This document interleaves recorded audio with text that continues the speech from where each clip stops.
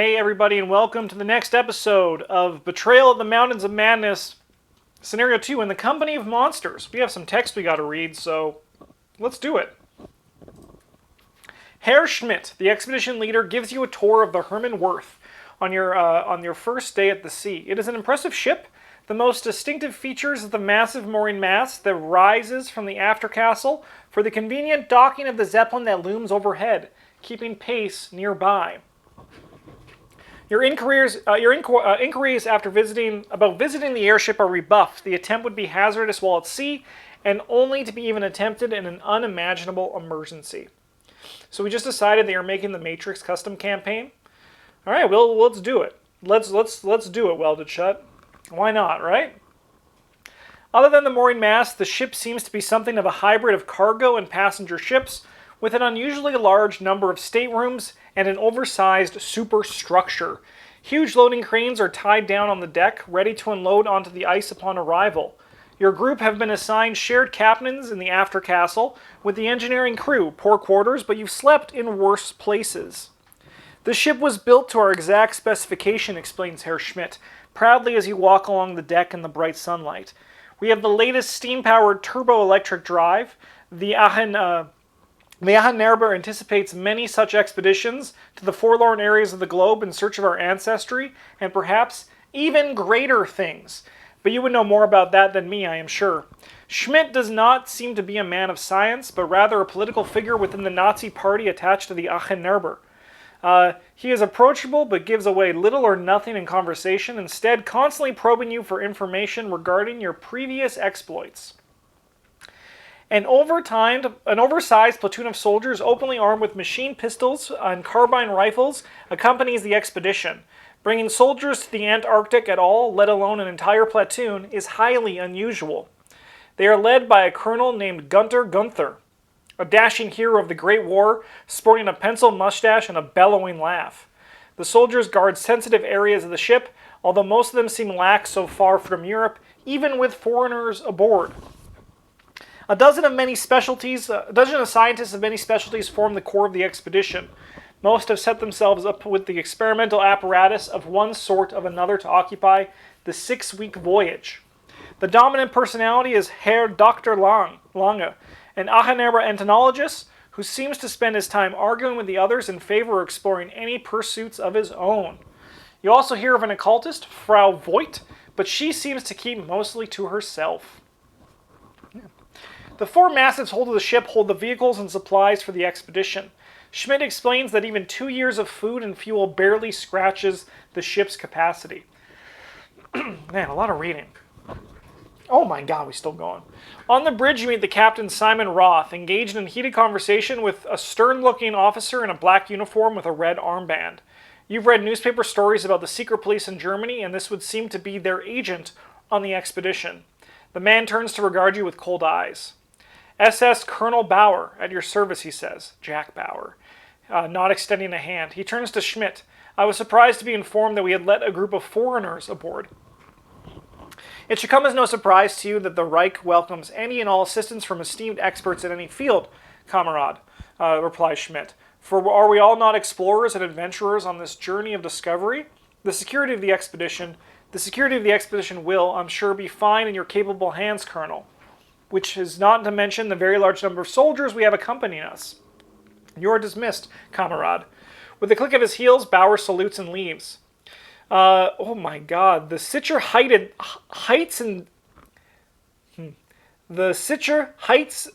Dienst.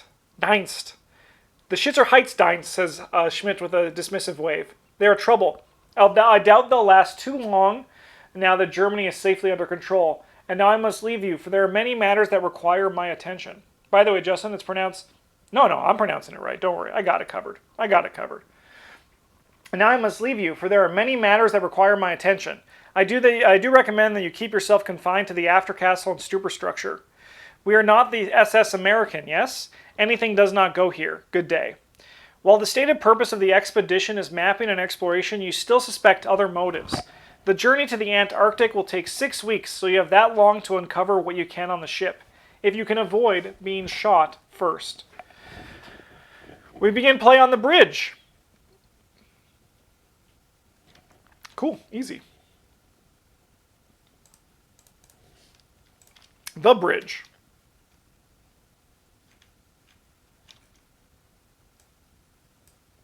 What the frick? 5 shroud, huh? That's crazy. I do appreciate you correcting my pronunciation, but I won't remember that whenever I need to read it again. I do appreciate it, though. Okay. The expedition is a matter of public record, of course, as is the presence of Professor Dyer. The Germans are proudly proclaiming their progress south via radio transmissions to the whole world. The skies are clear and bright, and the moon aboard the ship is positive. It's about 4 weeks to travel to the Antarctic Circle, and another 2 or 3 pushing through the ice to the Filchner ice shelf. You're going to spend a lot of time on board the ship. You might as well spend it trying to uncover the expedition's objectives. And cover as much information as you can about the expedition. Another card will instruct you when to advance.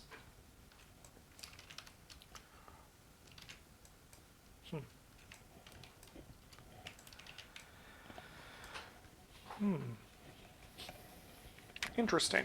Okay, we got to bring someone with us.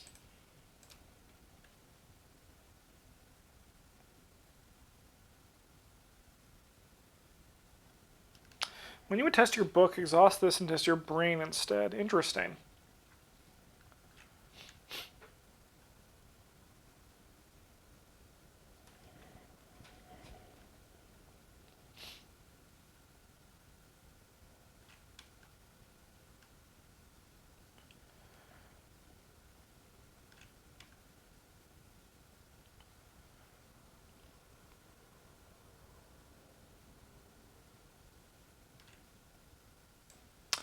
I think Harvey Walters is just good. And I kind of like Amanda Sharp. The ward of protection on a stick is a bit pricey. He's much better when you get it for free. You should bring Alejandro so you can kill him as soon as possible. Yeah, that also does sound like a good plan. I think we want Amanda over here. Okay, let's see what our opening mulligans are, shall we?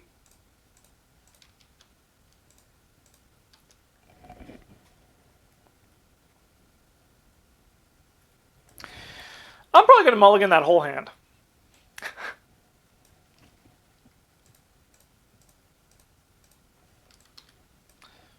Ice Pick is a start. Ice Pick does, like, do something. I should have kept the scavenging, but I really wanted to dig up the Ice Pick. Because, like, we still have, like, Joe Diamond. He still also does pretty good for getting clues. Keep this, burn the other things. Oh, baby, let's frickin' go. Let's go. Okay. So, discard a rogue card from your hand to case the boat deck. Discover one clue at this location. We have SS Colonel Bauer. While this enemy is ready, investigate this location, cannot discover clues. Parlay, test brain 4. If you succeed, exhaust this enemy and move it to any location. Discard a Mystic card.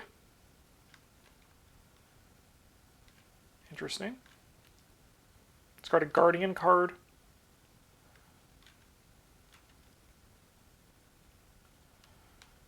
Cool. Okay. Well, let's play the Ice Pick over here. Sorry, let's see what the hunch is first. Ah, that's a great start. We ain't gonna complain about. Oh, sorry. Actually, we want Joe to go first. So, Joe, you're going to stand together. You're going to play Michael Lee.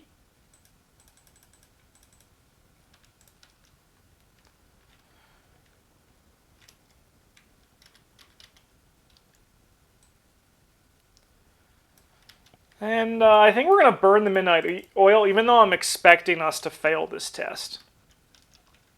So we have 5 to 5. However, I'll commit this Glimmer of Hope to go 6 to 5. There's a lot of -1s in there. Let's hope for the best. -4, do be a bit higher than -1. Just a little bit, well, lower, technically. Okay, perfect. Now, we're going to, should have 5 resources. Went up to 7, down to 4, boom, easy, thank you. We're going to do the ice pick. And then we're going to use our little boy Duke to move into, I think, this location. No, we're going to go into this location. So we have 5 to 4. That's not great. Yeah, we'll just go 5 to 4, I believe.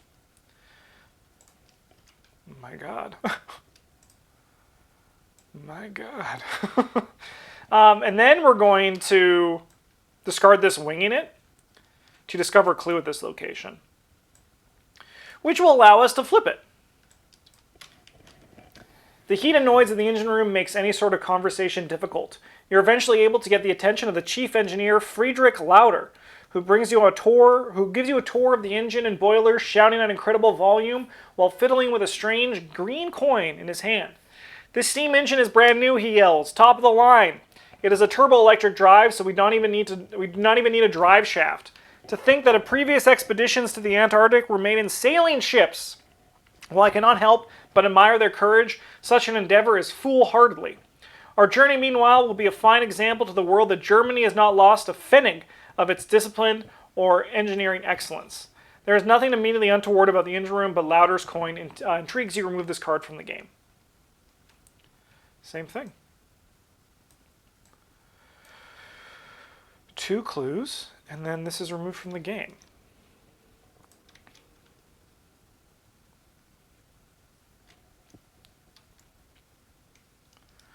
Okay.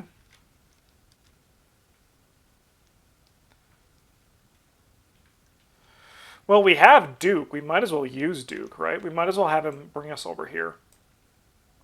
And then we'll investigate at 4 to 2. Yeah, I mean, like, if you get Duke, you might as well use him, right? Alright, this guy, we can actually send him probably to Joe. Probably to Joe. Then we'll go to upkeep. I went too much.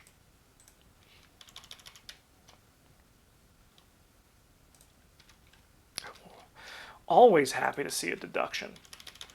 Always happy to see a deduction. Test book 3. For each point you fail by, take a horror and lose 1 action. Oh my God, that card's insane. We're testing 4 to 3. -1. We're good. This is crazy. Holy crap. But I think it's good. I think it's good. I think it's fine because it's just it's a scenario card, but that's pretty spicy. A deep one.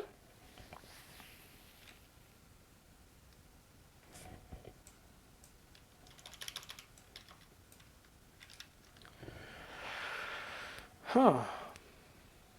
When the round ends, this enemy is defeated.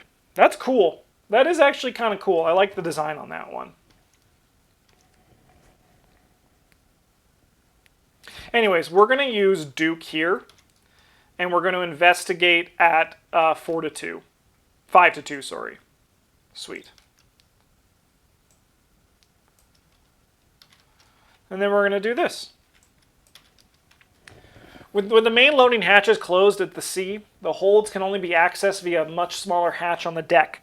They are not technically guarded, but there is no good reason for you to be there, and finding excuses is time-consuming.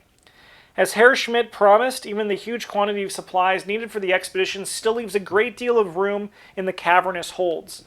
Upper holds 3 and 4 are filled with accessible supplies for the expedition, all clearly labeled. There are at least 18 months of supply of non-perishable food. Lower hold 3 contains more specialized tools for exploration in the Antarctic conditions, including ice picks, sleds, tents, and designed to withstand strong winds and so on. Nothing unusual, but you soon discover that the lower hold 4 is securely locked and sealed. Weapons, explosives, and the like would normally be carefully protected on a long voyage, but what could require an entire cargo hold?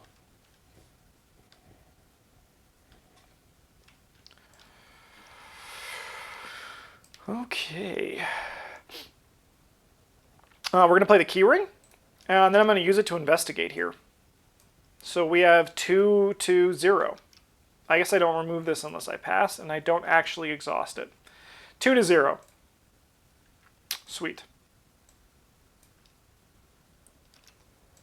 Should be 1 here and 1 there. Good job, Ashcan. You're doing great. You're doing great. Now, as for me, we're just going to fight this guy at 5 to 3, right? Nice. Not so nice. Not so nice.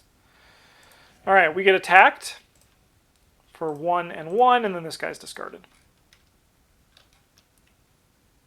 when the round ends. Upkeep Moonstone. Safeguard. All right. Evil card here is some Surging Rats. Into ceasing this, put this card in your threat area. When you move, test Brain 3. If you fail, cancel the effect of the move. When your turn ends, discard this card. I like the design on that one. That's a cool card. I hate these Surging Rats, though. Put this card in your threat area. You cannot draw cards when the round ends. Discard that. Sure. If only. If only.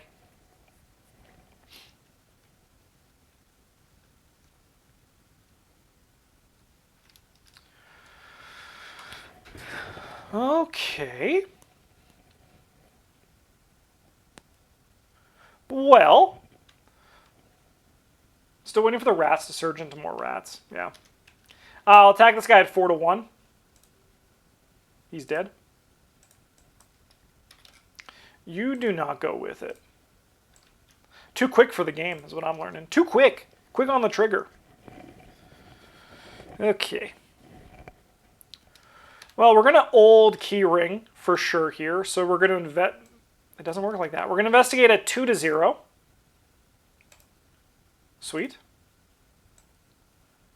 This is discarded. And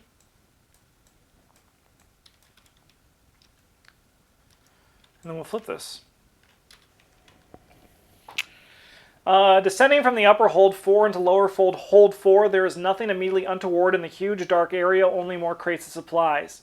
Investigating more closely discover that all of the crates are marked Special Ausrüstung verboten. Carefully opening some of the equipment not suited to the Antarctic environment at all. There is a light weather clothing, waterproof equipment, not useful for snow underwater, not useful for snow. I'm having the hardest time reading today. Underwater exploration gear and a large number of high-caliber firearms, although there is no ammunition nearby. Tucked into the rear of the hold is something even stranger, a huge shipping crate 10 feet in length and 8 feet high, very tightly secured. With your flashlight, it takes you some time to find the unobtrusive label. Land Vertisch Schafter Flitscher, Schlepper 100 PS. Butchered that. What use could an agricultural tractor be in Antarctica? Without tracks, it will simply sink into the snow. Each investigator may search their hand, deck, or discard pile for an item asset and play it at no cost. Oh my god. Oh my god.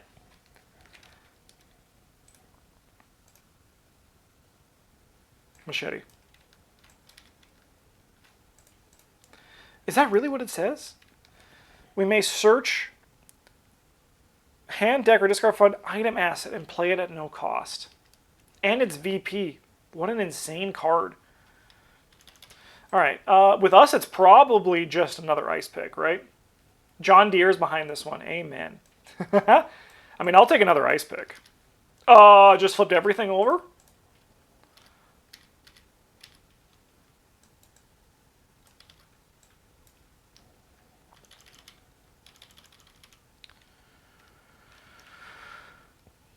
Add this card to the victory display.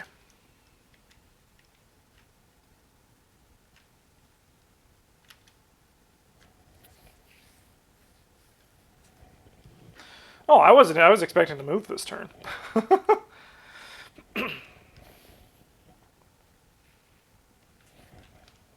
Alright, well, we're going to play the Moonstone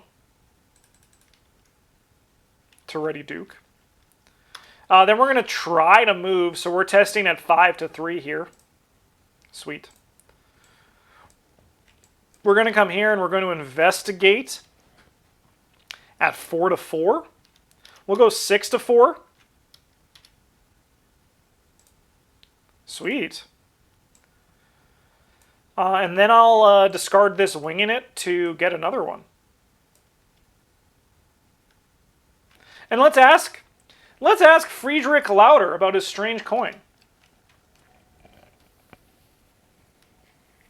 There is nothing immediately untoward in the engine room. Was I supposed to put a horror on this one? Interesting, that was not. Cool. Here and there lies a dead crewman, however, in one of... I went too far. I went too far. Here we go. I didn't read far enough, so luckily that's okay. Oh, this? Ask Louder. He holds out the coin in the palm. Yeah, I flipped both, yeah. He holds out the coin in the palm of his hand for you to inspect. It is a roughly star-shaped chunk of flat greenish soapstone. The corners are worn and rounded, but the shape carved onto the surface is unmistakable. The Elder Sign. I like it because it reminds me of a Lebkuchen star, laughs Louder. But I'll try not to eat this one, so I do not break a tooth. So instead I carry it and it brings me luck. You ask Louder where he obtained such an item. I wanted it a game of chance from a man who claimed he won it from a man who brought it back from Antarctica. I do not think I believe this story, for how could such a thing of workmanship be found there? You inquire about purchasing the stone. No, I think I am rather fond of it now. If you like, I will pray for you, though. Maybe some of my luck will fall off on you. Add this card to the victory display. When you advance to Act 2A, if this card is in the victory display, place a clue token on it. When an investigator would draw a chaos token, they may discard a clue token from this card. If they do, instead of drawing a chaos token, treat the result as an Elder Sign. Seems cool.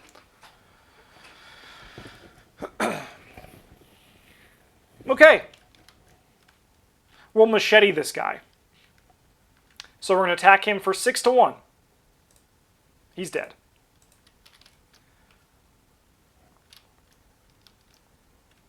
I think we're going to move in here.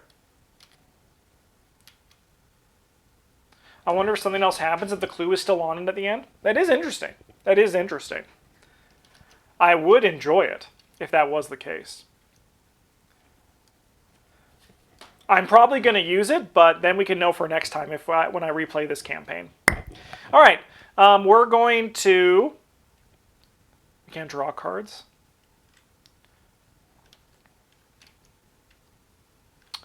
You know what? We're actually going to... Yeah, no, we're going to come here still. The staterooms also seems like a good place.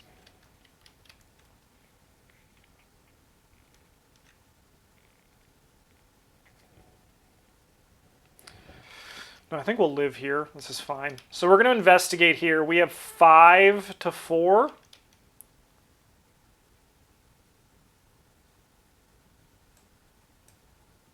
Let's look at the top 9.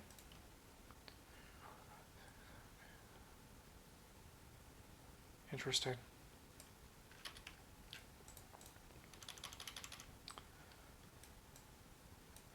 So we're at 5, 6, 7 to 4. Yeah, we just have to not draw the -4. You hear me, game? -1. Sweet. So we'll grab 2 clues.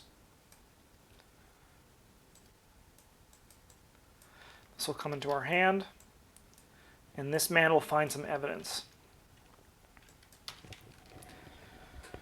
You spend some time getting to know the soldiers training on the deck. Although Germany openly defied the Treaty of Versailles earlier this year and resumed conscription, these men are all veterans of the Great War. Many of them openly espouse racial theories, jumping back and forth between the notions of nation and race as if the two were inseparable. They speak of being betrayed by the cultural Bolsheviks who sold their country out, seemingly blaming anything and everything other than their own military defeat. Most of them seem to anticipate great things to come now that a strong leader is in power who will make Germany great again. Oh, God. Oh, no. As for their part in the expedition, many of them seem excited to be a part of what they see as an important scientific work, although most are not clear as to exactly what the expedition's goals or why it needs such a large military contingent. Perhaps Colonel Gunther Gunther, who leads the platoon, may know more. Remove this card from the game. 2 clues. So we attacked, we moved, we investigated. All right. Upkeep. We do not draw a card, we just gain a resource. We're going to have this guy move here. 3 of 4. Put this card in your threat area. When you reveal an occultist token during a skill test, discard this card. This skill test automatically fails. You haven't slept soundly since 1925, but since entering the Antarctic Ocean, a dark presence you don't recognize has loomed at the edge of every dream.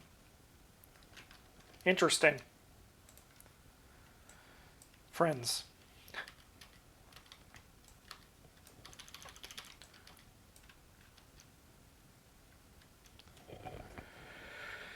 I kind of would have liked working a hunch there.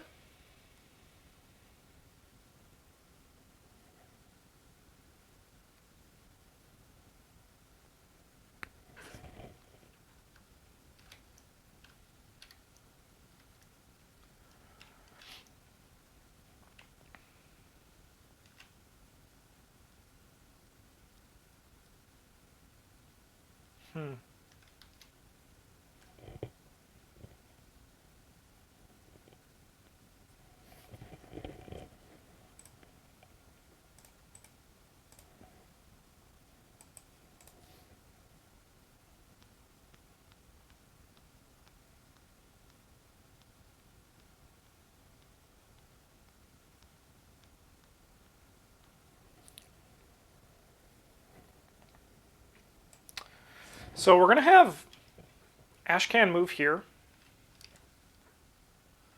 And then we're going to Duke up into this location. So we're investigating at 6 to 4. 7 to 4. We can go 8 to 4. Sorry, 4, 6. I can do math. So that's 4, 5 to 4. That's 7 to 4. Yeah. Fudge crackers. And that was our fear. That was our fear.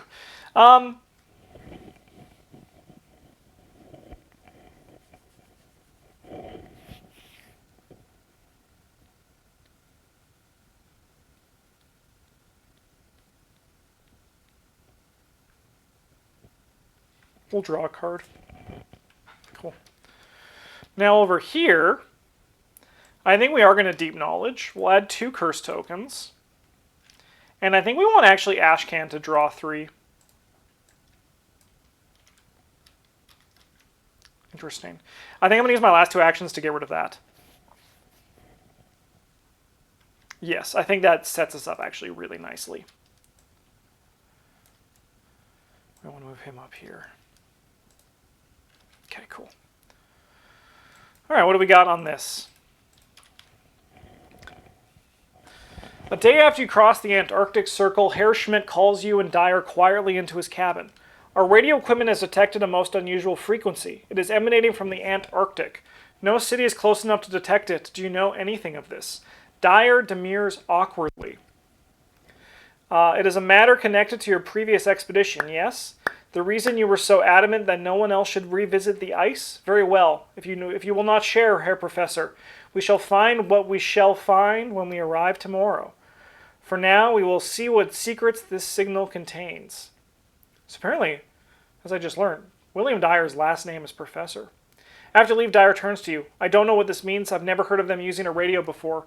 We need to keep an eye on this. Each investigator may move to the location of their choice.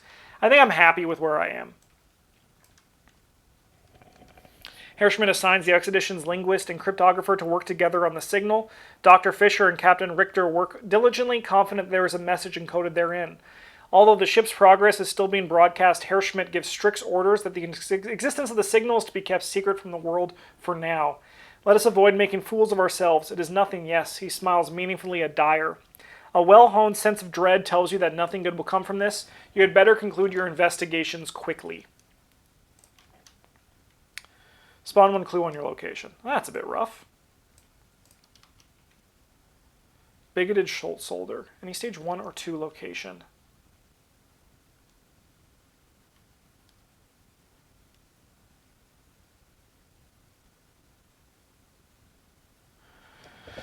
Damaged by abilities on player cards.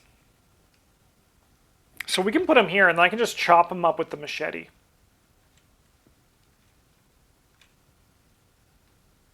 Let's do it.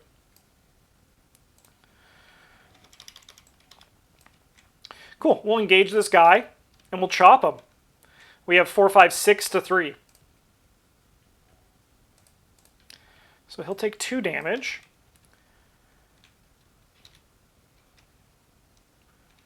Which will allow us... I think actually we're going to Michael Liam as well. Oh, I do that when I initiate the attack. That's okay. We missed our window. We missed our window. So, when you deal damage to the enemy, discover 1 clue from this location. Oh, I think this is still kind of fine. What does this do?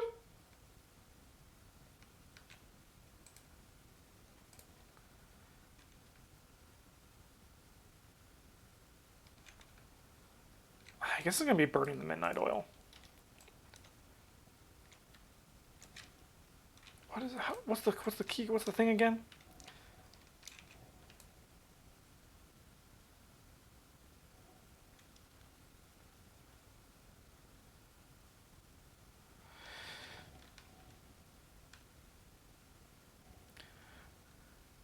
No, this enemy cannot be damaged by abilities on player cards. So you can only damage him by attacking? Or can I not even fight this guy? No, by abilities on play. Can I not even fight this guy?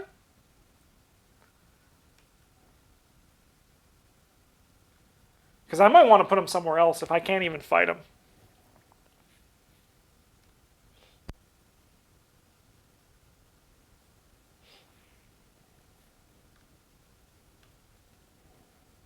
You can do a basic attack, but I can't do the machete. That's what I did, huh?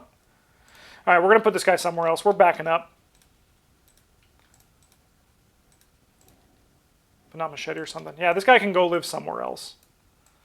This guy can go talk to the Fraulein.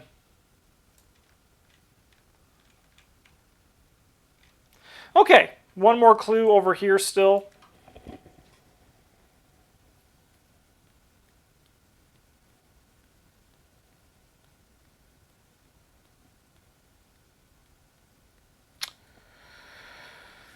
Okay.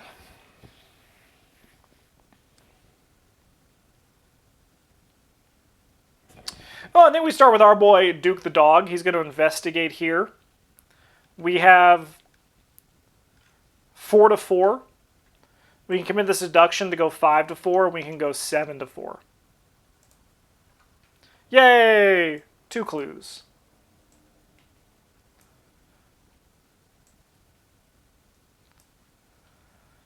Okay. So I think then we discard a card to ready Duke. And then we're going to move down here. And we're going to investigate at 4 to 3. And I'm going to commit this perception to go 6 to 3. -2. The agenda is 2, so we're going to grab a clue. And we're going to draw a card. Then we're going to play Jacob Morrison. Let's go. Let's go. Lucky's online. All right, we're going to discard this safeguard. Actually, I'm going to discard this gun. Nah, I'm going to discard the safeguard. The gun's a better thing to have as an emergency. To discover a clue at this location. Now let's flip this. Colonel Gunter Gunther's pencil mustache waggles back and forth as he speaks with you. He seems dismissive of racial and nationalistic talk. You would think such a high-profile expedition would merit the leadership of an officer. Quite loyal to the new regime, no? He asks in accented English. Well, it seems otherwise. Things are afoot in my country, and coddling a group of scientists is not a choice assignment for anyone with political aspirations in Hitler's Germany. You ask him why a scientific expedition warrants an entire platoon of soldiers. It is symbolic, I think. Now that we are openly in breach of the treaty, I have noticed an insistence on demonstrating our independence and superiority in all matters. Where goes Germany goes the Wehrmacht, and where goes the Wehrmacht goes the mighty of the Deutsches Reich. It is not as if there is anyone to fight in Antarctica. Add this card to the victory display when you advance to Act 2A. If this card is in the victory display, each investigator gains a clue from the token bank. Have you got the script that means Jacob doesn't ready when you click upkeep? No, but I mean, I'm going to be readying him with Ashcan for the Mythos phase a lot. So he's going to be ready more often than he's going to be exhausted.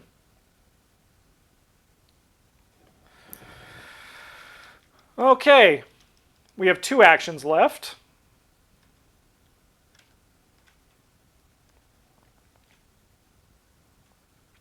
We don't want this guy to move here.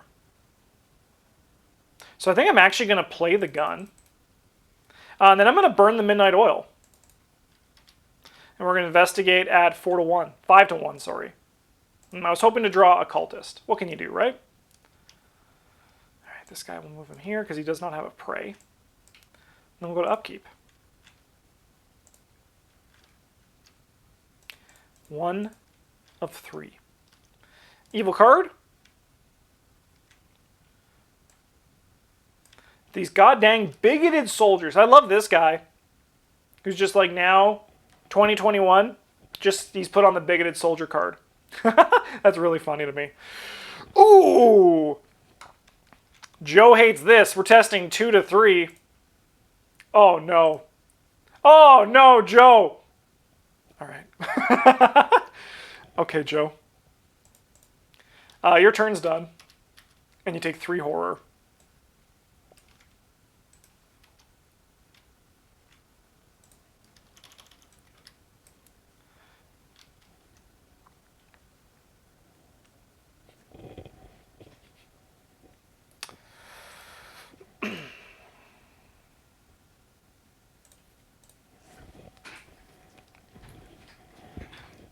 All right, well, we're going to investigate with Duke.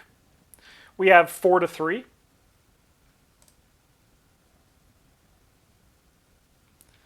We'll use Jacob.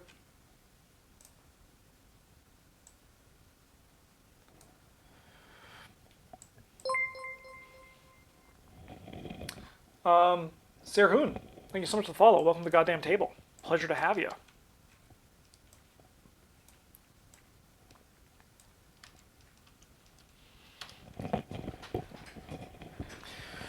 With the main loading hatches closed at sea, the upper holds can only be accessed via a much smaller hatch on the deck. The vehicles are frequently inspected and you are able to find a pretense to investigate inside. Upper hold 2 has been converted into a sort of kennel for dozens of sled dogs. We love sled dogs. While lower hold 2 contains several snow tractors carefully secured to the tween deck along with various parts for maintenance and other carefully packed tools. Hold 1 is significantly longer than the ship's other 3 holds, seemingly purpose-designed to store the expedition's aircraft. Upper Hold 1 and Lower Hold 1 each contain 2 of the 4 huge Junker cargo planes, partially disassembled for the journey. Hardly an expert on aircraft specs or maintenance, you spend some time getting to know one of the mechanics, Fritz Muller, who is responsible for the inspections. I'm glad to get away from Europe, he confides. I fear my country is preparing to finish the Great War. Soon men like me will be repairing fighter planes. In Antarctica, we will pretend for a while to be men of exploration, like gallant explorers in colonial times. I think I much prefer that. Burn this. We have 2 actions left. We're going to discard this card to ready Mr. Jacob Morrison.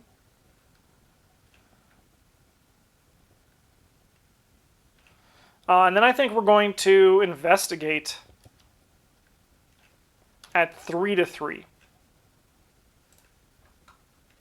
-2. We're going to play a Liquid I Found. Man, it's nice to be playing like a red investigator again.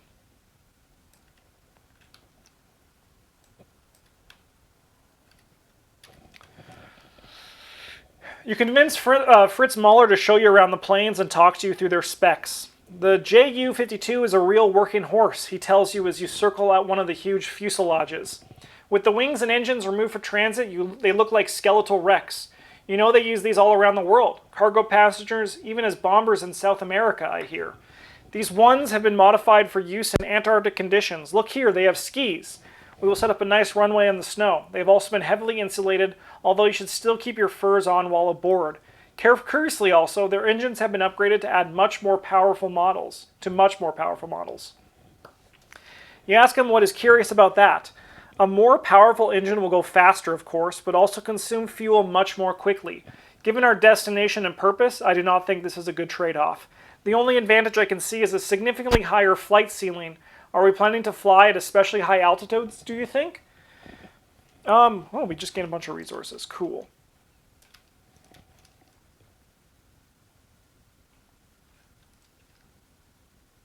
I don't think we'll be able to get these ones. With our last action, we're going to spend 1 and return these to our hands.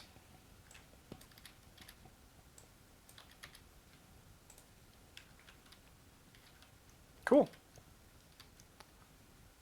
Upkeep. Hey!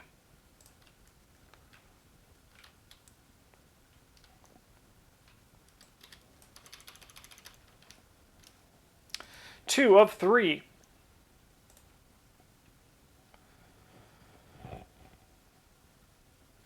Oh my god, okay. We're going to go 4 to 3. -1, we're A-okay. A deep one?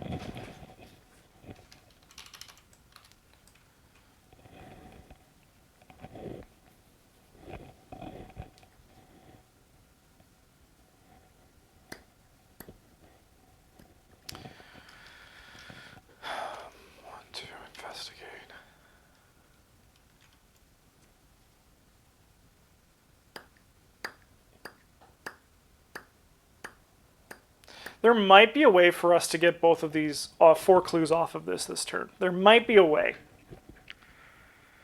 Things have to go kind of perfectly.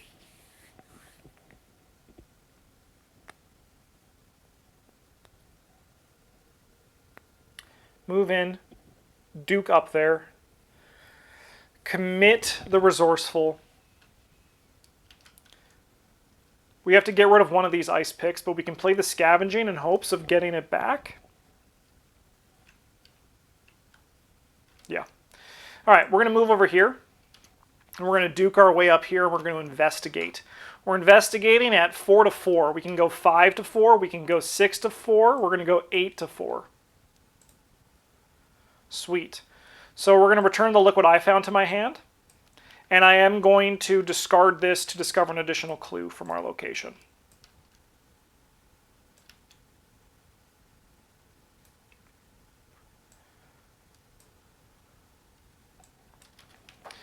Oh my god, a lot of reading. 2 distinct varieties of German scientists accompany the expedition. Those who study the harder scientists, the physicists, the geologists, the meteorologists, the glaciologists, the 2 biologists, 1 marine, and the biochemist, seem to hold a genuine interest in honest intellectual pursuits in the Antarctic. Meanwhile, those who study the soft sciences and the humanities, the anthropologists, the linguists, the paleontologists, the archaeologists, and Herr Dr. Lang, the ethnologist, appear to be, that word, true believers. Whenever given the opportunity, they espouse appalling racial theories that seem to equal in their grotesqueness the most fervent dreams of a Himmler or a Hess. Much of what they divulge is only so much esoteric nonsense. Thule, Atlantis, Mu, Lemuria, the cosmic ice, and so on. They seem eager and somehow expectant that what they will find in Antarctica will lend clear evidential support to their preposterous doctrines of Aryan ancestry and origin. Lang is clearly the ringleader, though you would far rather minimize your interaction with him. He seems the most likely to know about the expedition's true goals. Remove this card from the game.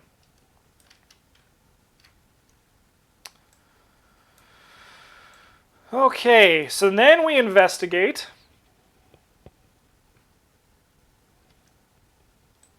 Then we're going to investigate here. We're at 3 to 4. And I'm going to commit one of these to go 4 to 4. -2. That's enough for a liquid I found.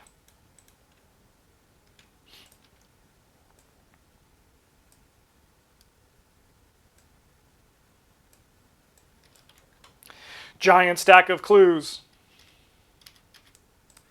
Flippin' party. Debating with the Anna Neber scientist is highly taxing. In matters intellectual, they are habitually evasive, and you are left with the distinct impression that they are quite unused to being questioned or pressed on their beliefs in any way. At the same time, they are pompously dismissive of the occult, regarding it as a fringe pseudoscience which can be summarily dismissed as ridiculous.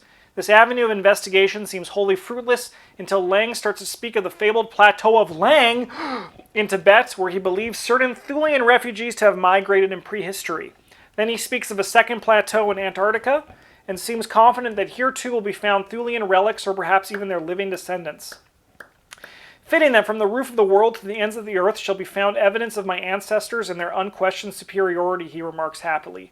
Each investigator may search their hand, deck, or discard pile for an ally asset and play it at no cost. Add this card to the victory display.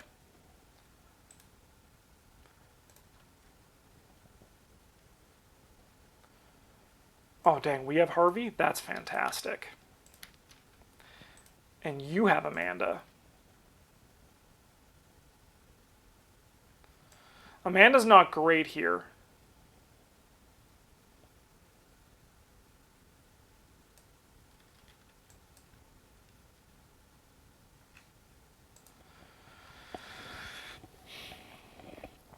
But I mean, I am going to just take the +1. We lose the damage, but we get the +1 fist.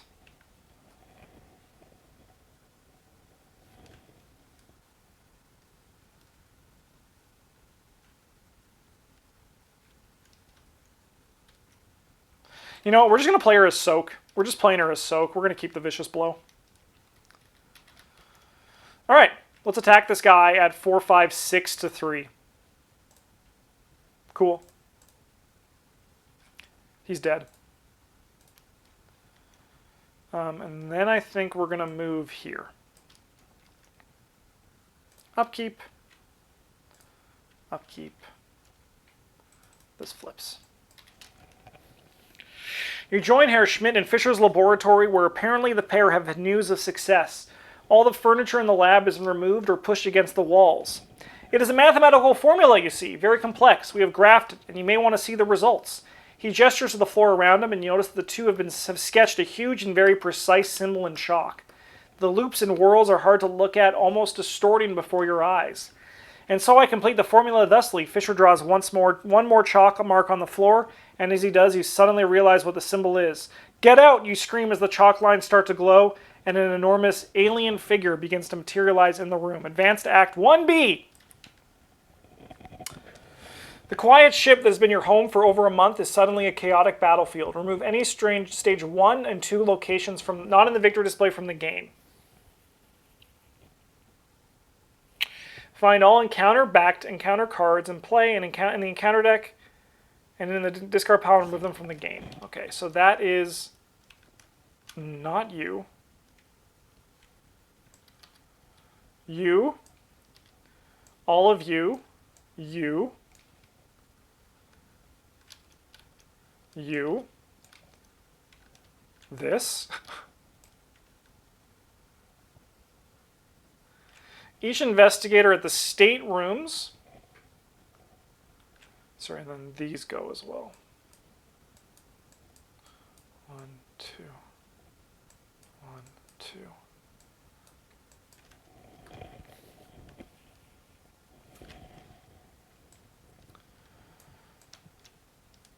Sloop.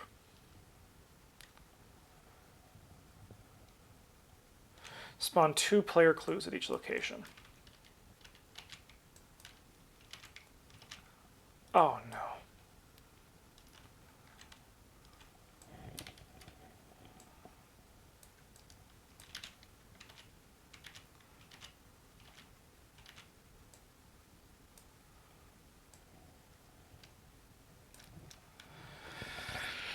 I'll move to a connecting location. Probably want to be with Joe. Doesn't hurt.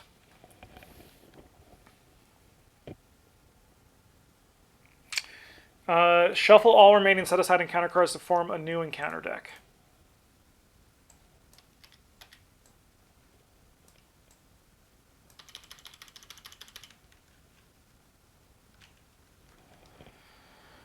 Search encounter deck for the Star Chamber Commander. Here he is.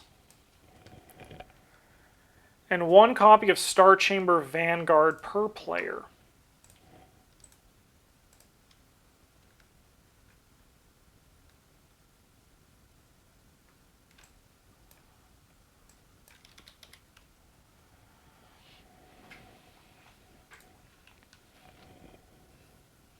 Spawn each of these enemies in the stateroom.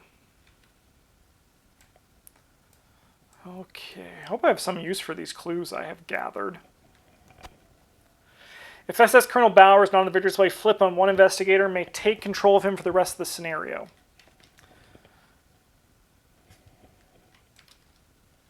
That seems like a pretty good deal for Ashcan Pete. Oh my god. Alright, remember to check the victor's play for effects that may trigger it this time. Place a clue token on it. Boom. Let's make it big. We gain 1 clue from the token bank.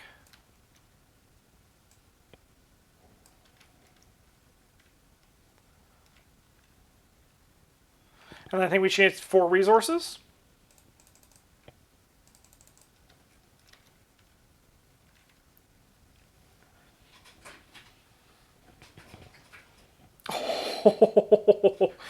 Let's fucking go. Okay. We got to read a bunch of stuff.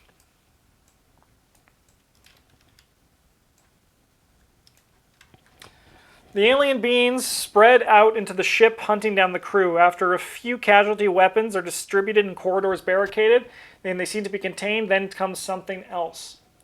A pounding, ringing sound comes from the aft hold. When something is outside, underwater, trying to break through the hull. When the Star Chamber commander has at least 3 player damage on him, we immediately advance. They do some things. The crew are in chaos as alien beings rampage across the ship. You need to rally them and direct them to attack the invaders before it is too late. As an action, spend a clue parlay.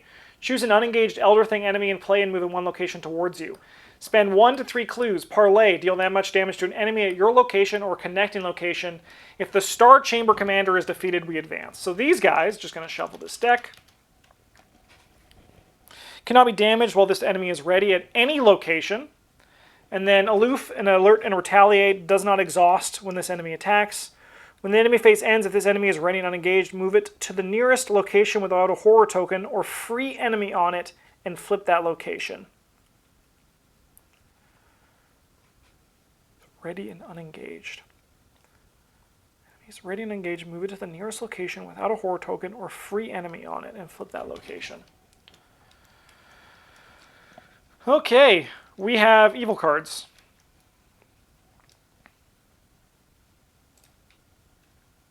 If your location has no clues, this card gains surge. Otherwise, attach this card to your location. When you discover clues from this location, even if there are no clues on it, discover 1 fewer clues and then discard this card.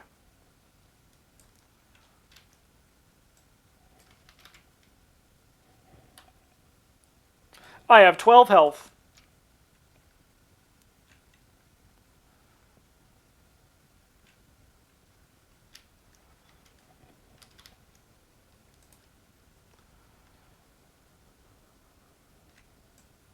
This isn't the time, brother.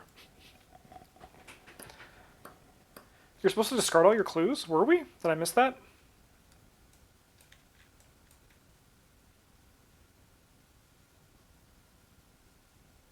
Yeah, discard all their clues.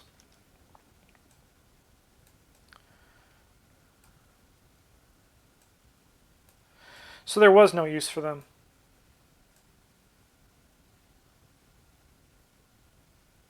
They just wanted me to have a big pile. I did know. We each gain a clue, though, from this, though. We do still each gain a clue. We gain 1 clue from the token bank. Thank you, Tasty Toast. Honestly, the designer should have just had us spending our clues to flip things. Clues should have been spent in the first act. If there's no reason for them, why have them, right?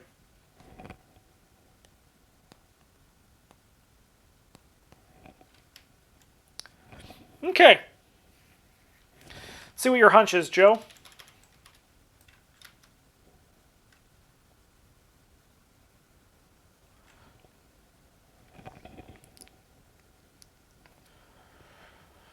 Okay.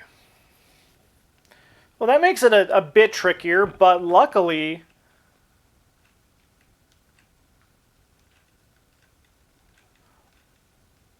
Luckily, we can still just go.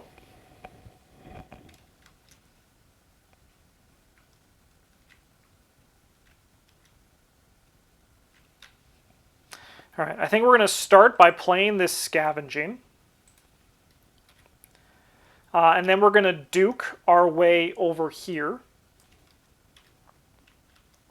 And we're going to investigate at 4 to 1. We're going to go 5 to 1.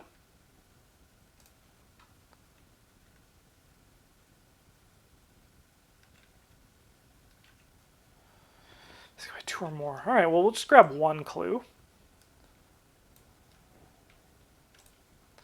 And then we're just going to grab a clue.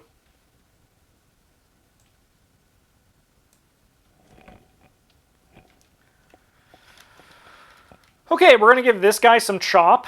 We have 5 to 3. We have 6 to 3. So 4, 5, 6 to the game's 3. Yep, he's dead. Then we're going to move here. And we're going to investigate at 5 to 1. So we'll grab a clue. And we'll also give this guy some evidence. And then we'll also do this, I suppose.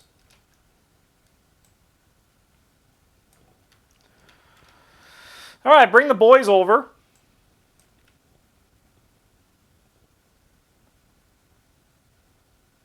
Flip this location. The crew quarters are deserted, the sailors are armed and spread out aboard the ship battling the alien invaders. In the mess hall, the tables are upended and cutlery and crockery scattered and broken. Blood on the occasional body tells of the carnage that has been wrought here. Of the expedition scientists, only the meteorologist and the biologist are anywhere to be found. They say that the others were carried off by those grotesque intruders in the fate unknown. Dr. Lang.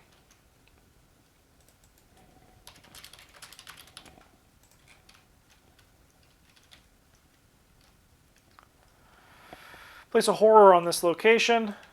Flip this location.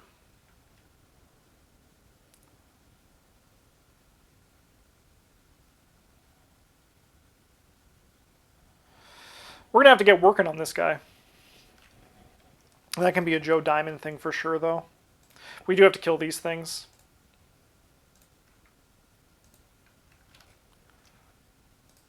One of 2. Test brain 3, so we're going to test 5 to 3. 5 to 4 because there's abomination. They are not abominations. These are just guys. These are just guys. They're just guys. All right, so we have 5 to 3.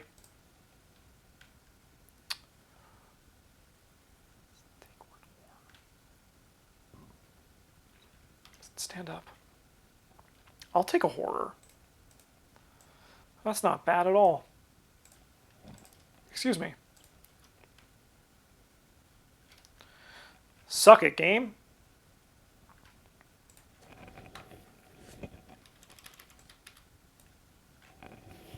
Suck it, me?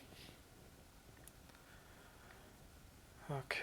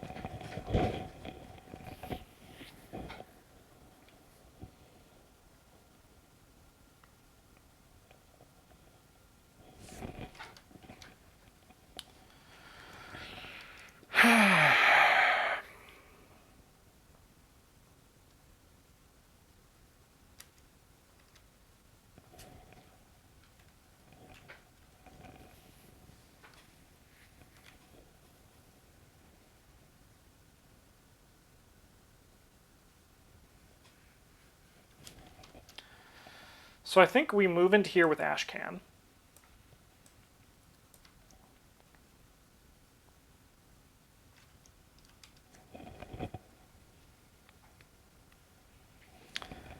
I think we spend 3 of our clues to parlay and deal 3 damage to this guy. Then we attack this guy with Duke at 4 all. We can go 5 to 4.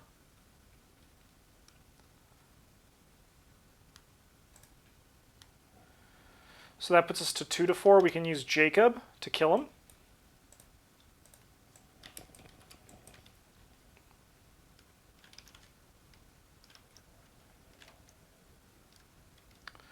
We move, we parlay. That's it for us. So then I think we move Joe in here.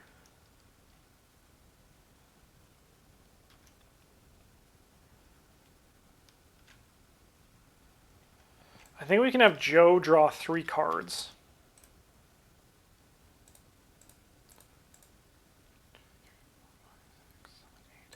Joe can play this scientific theory.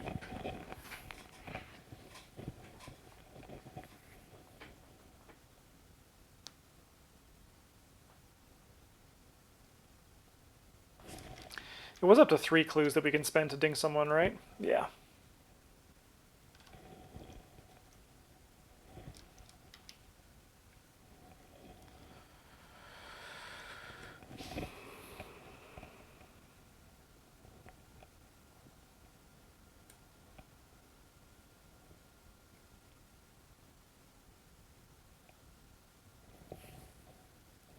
I think we investigate to get rid of this because then Duke can do something. So we have 4, 5, 6 to the game's 3.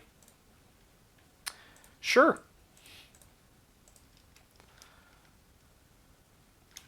All right, so then we want to move this guy here without a free enemy. Cool. Oh, this guy attacks. He'll deal 1 and 1. Oh, and also we'll discard this. We're actually going to discard this to stand him up. All right, and then this card flips.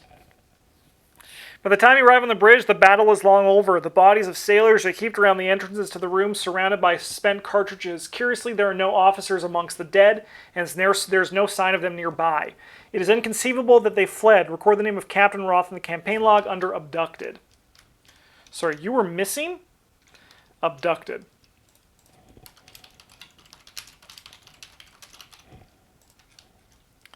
Cool. Horror. Okay. Upkeep. Upkeep. Oh, yeah, we're going to do that first watch, probably. Oh. Oh, no. Subglacial Shuggoth. Aft holds.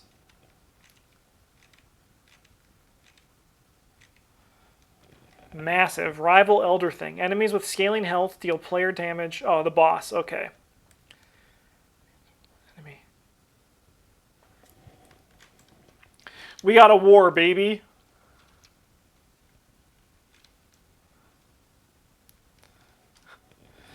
A colossal being reminiscent of the thing that pursued you through the Boston subway, but perhaps 10 times the size, pours up into the hold through a hole that is torn in the hull.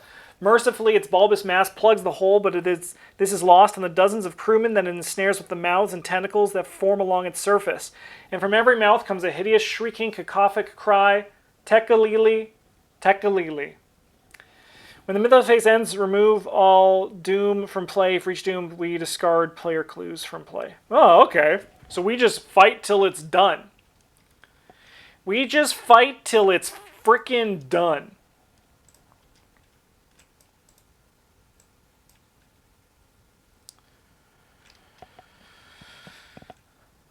Okay.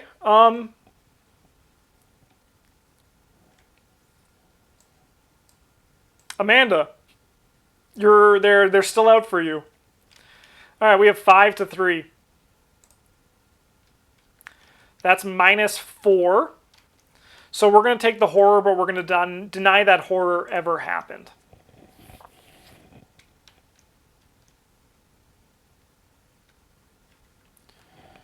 Okay, so we need Ashcan to go first. He's going to try to evade this guy at 4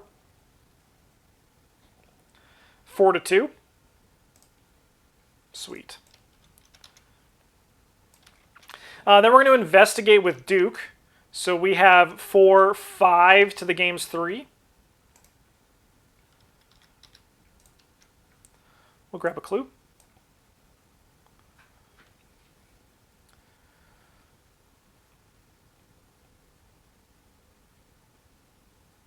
Honestly, I'm using that clue. I'm just going to ding this guy for 1. This guy cannot be... Well, this end is being ready. All right. Joe's going to engage this guy.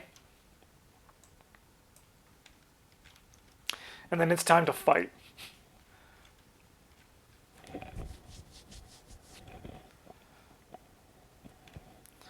So we have 4, 5, 6 to 4. We can go 7. We can go 8 to 4. We're going to spend one of these. 8 to 4. Sweet. So this guy takes 2 damage from the machete, 1 damage from the vicious blow, 1 damage from Michael Lee.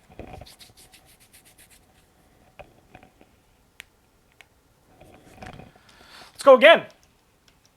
Oh, sorry, what's my hunch? I'm maybe going to do that?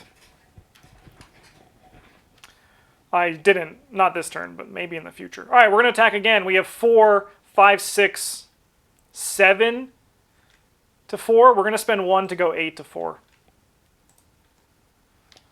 Yes. Retaliate, you say.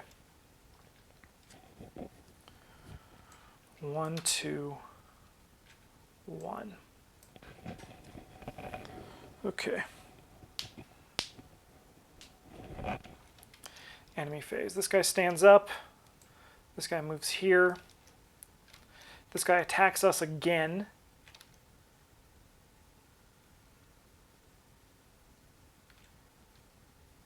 I think we just lose the theory. No, the theory is important.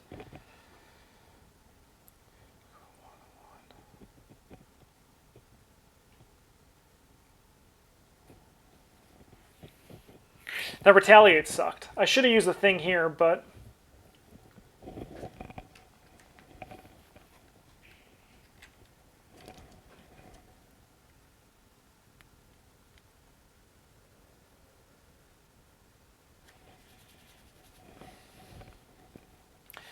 Michael Lee represents some damage. So we go 1, 2...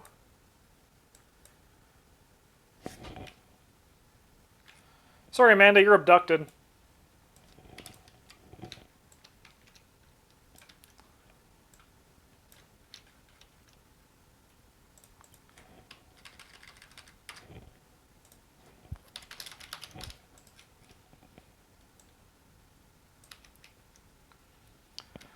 Okay. Upkeep.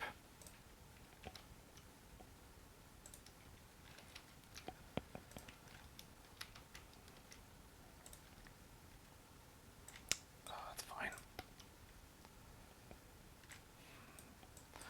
That's more annoying.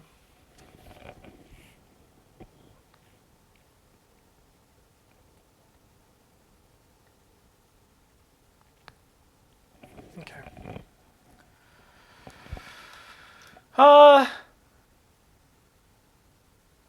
We have to remove two clues from play. And this guy also, he sucks up clues, right? Yeah, these clues are gone.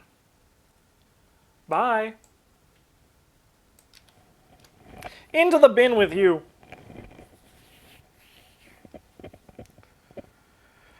Okay.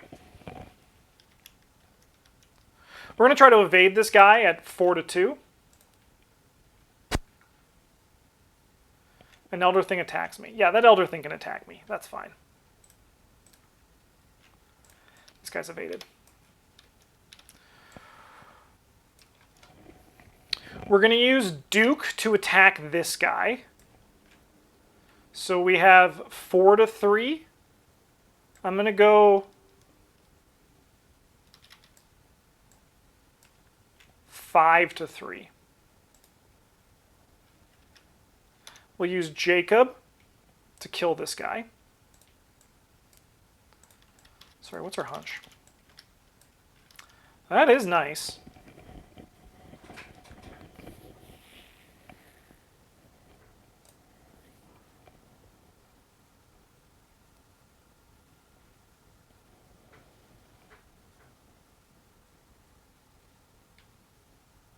You're gone, Michael.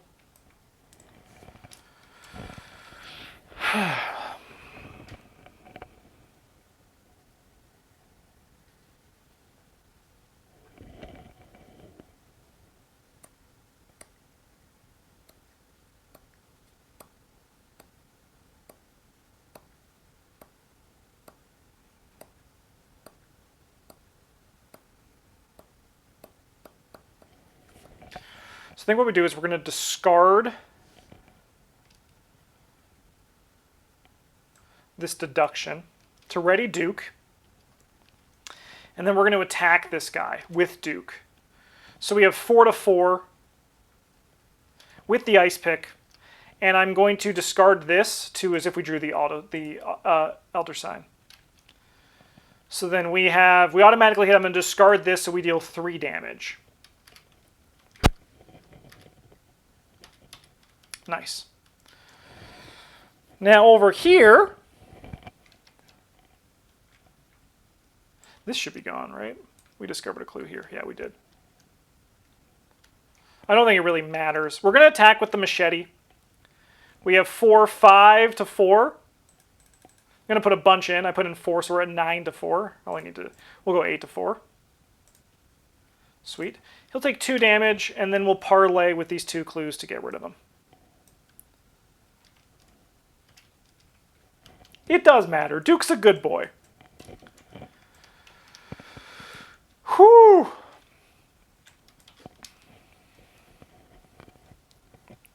With a cacophonous scream of triumph, the oozing colossus tears the head from the alien leader. Seemingly satisfied, it rapidly withdraws through the ship, squeezing out through the hole it tore on the way in.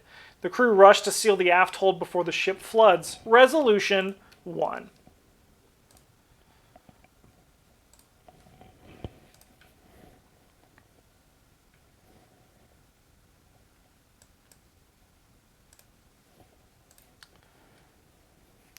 The remains of the alien commander are a grisly sight. The huge barreled torso is surmounted with a grotesque splattered wound where the head seems to have been hideously sucked from the body.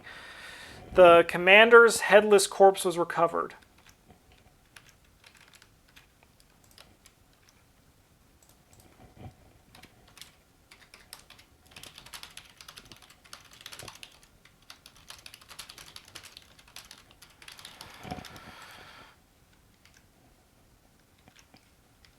Isn't it still in play? If the subglacial Shoggoth is still in play, Resolution 1? Resolution 1?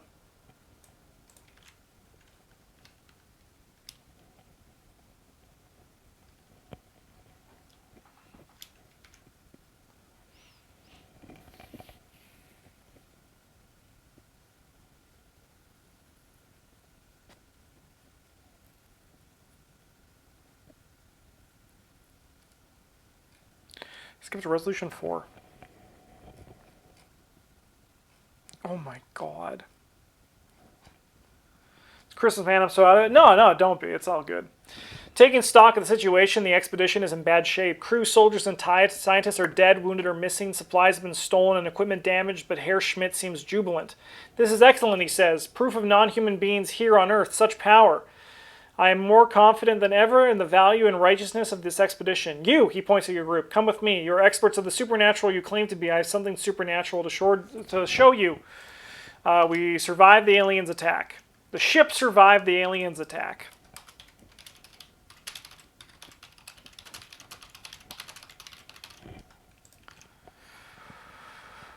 Record the title of each card in the abducted pile under missing.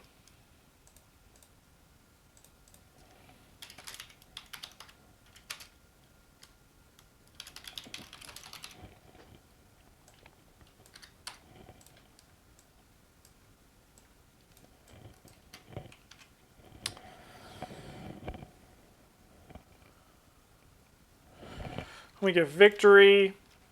1, 2, 3, 4, 5, 6. 6 victory points.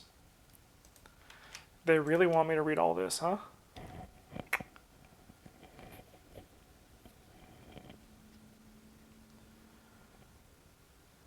Herr Schmidt leads you to the medical bay where the huge body of the alien commander is laid out over 4 metal tables, which have been pressed together. The smell is atrocious, and it takes you several attempts to fight off the nausea as you enter the room. We are unable to recover any of the other alien corpses, says Schmidt, but we have one, which is all the proof we need that our efforts here are well invested. Herr Dr. Seidel is a qualified biologist, but this is, of course, an important scientific and historical matter. Are any of you better qualified to handle the knife? No. No. No. No. Dr. Seidel autopsied the alien.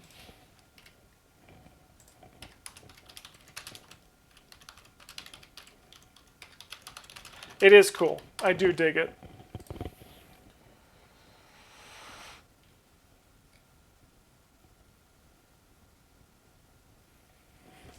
Although they have been hunting you for several months, it is still strange to see one of the great creatures so close. The ripping, flagellant movement of the thing is gone, leaving only a heap of gray leathery flesh, which puts you in the mind of ragged clumps of seaweed carelessly tossed onto the shore by the tides.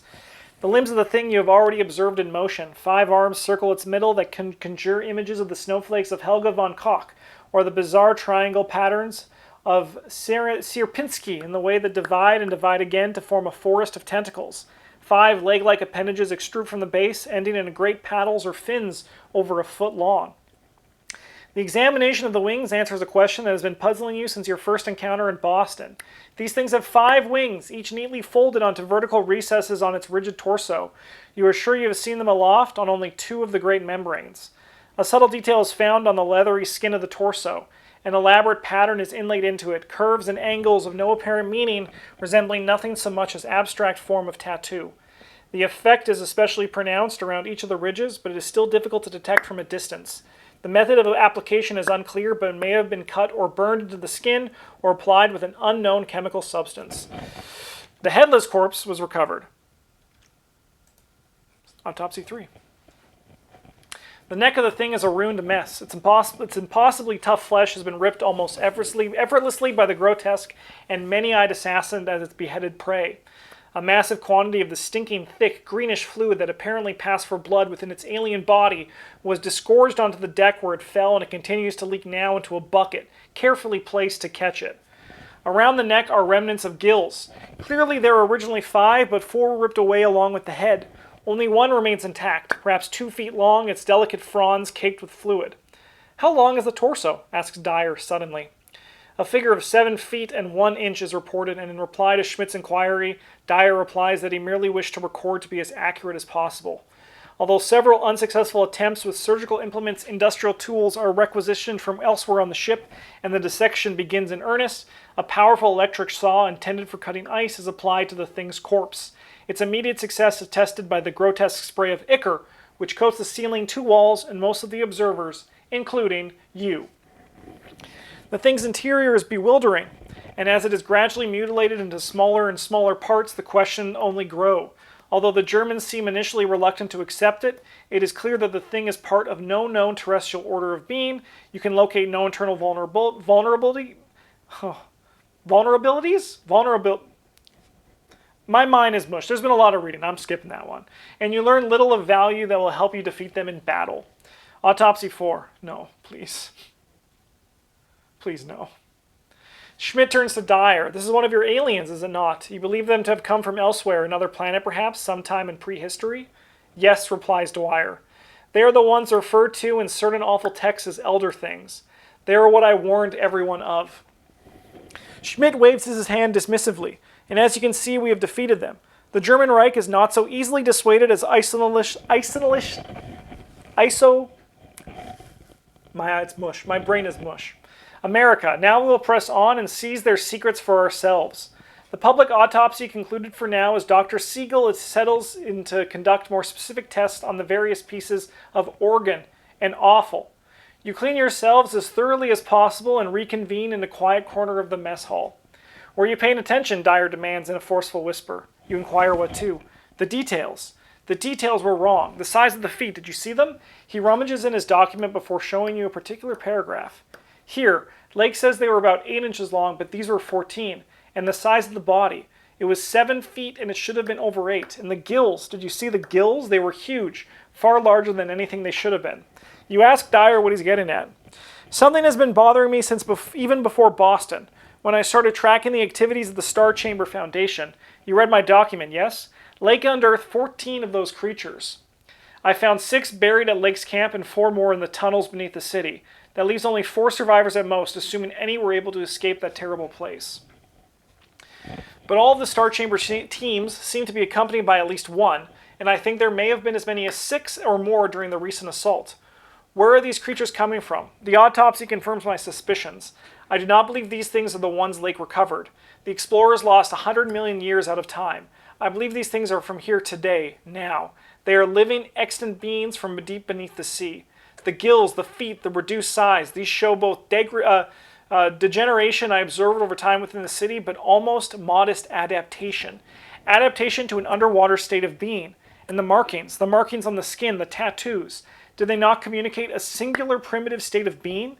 These must be decadents, the one who fled the city and have lived in hiding beneath the sea ever since. As to why they have emerged now, I cannot say. Is it connected to the awakening of those ancient ones? Was it some doing of Moore's? Is it a strange coincidence? Dyer falls silent. Tomorrow the ship will arrive in Antarctica and the expedition will finally begin. Add 1 tablet token to the bag for the remainder of the campaign. Tablet.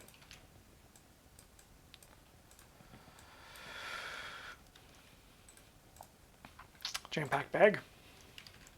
Scenario 3, Cold Heart. Awesome.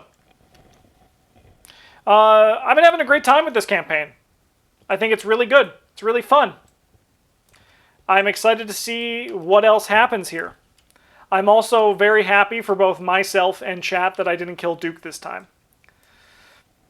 I would have felt kind of bad if I killed Duke 2 scenarios in a row. That's kind of inexcusable. These decks are popping off, though. I think the decks are doing really well together. None of them are exactly like breaking the game, but they're just consistently getting their jobs done, which is really fun. It makes sense, too, because both Ashcan and Joe are like flex investigators, so it is nice to see them kind of each just filling the holes as needed. Really cool. They can back each other up really well. It's a great combination, and this has been a great campaign so far. I've been enjoying it. Thanks for watching. A huge shout out to all of our patrons, for everyone who's watching on YouTube, and for everyone who's watching live on Twitch. Thank you so much. Have a good one, and as always, GG's.